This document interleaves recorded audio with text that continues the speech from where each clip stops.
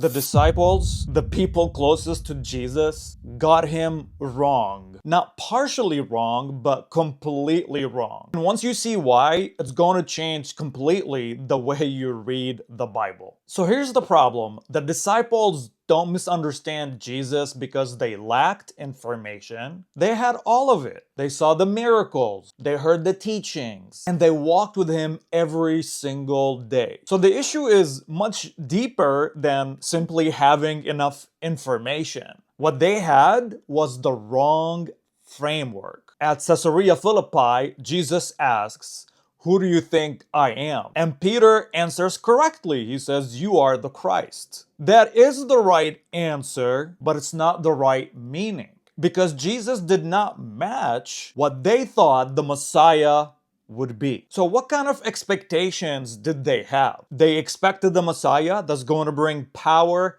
victory, and status. So when Jesus starts talking about suffering, about death, and being crucified, they don't just struggle with that information, they completely reject it. And that's because it doesn't fit into what they thought about the Messiah. In order to understand the disciples better, we have to enter into their world. The world of the people living in the first century was built around one thing, and that was honor. It's not money, it's not comfort, it's honor. And so if you were praised publicly, you gained honor.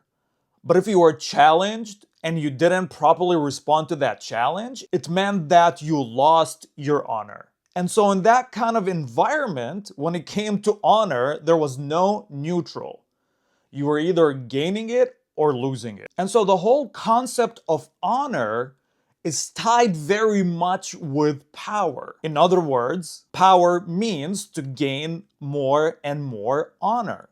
The most honorable would be the most powerful. And so on that basis, if the Messiah is the most powerful, then he is the one to receive and accept the most honor. But Jesus does the exact opposite when it comes to honor. He heals people and tells them not to tell anyone. He avoids recognition. He withdraws from crowds. And in a society that's built and structured around honor, that makes no sense. So when Jesus rejects honor, it just looked like that Jesus was not the Messiah. But Jesus even goes further than that, because not only does he reject honor, the way he defines power goes against the thought of his day. He defines power as something that you actually gain by losing it. He gained that power through suffering. He gained that power through rejection, and he gained that power through death and resurrection.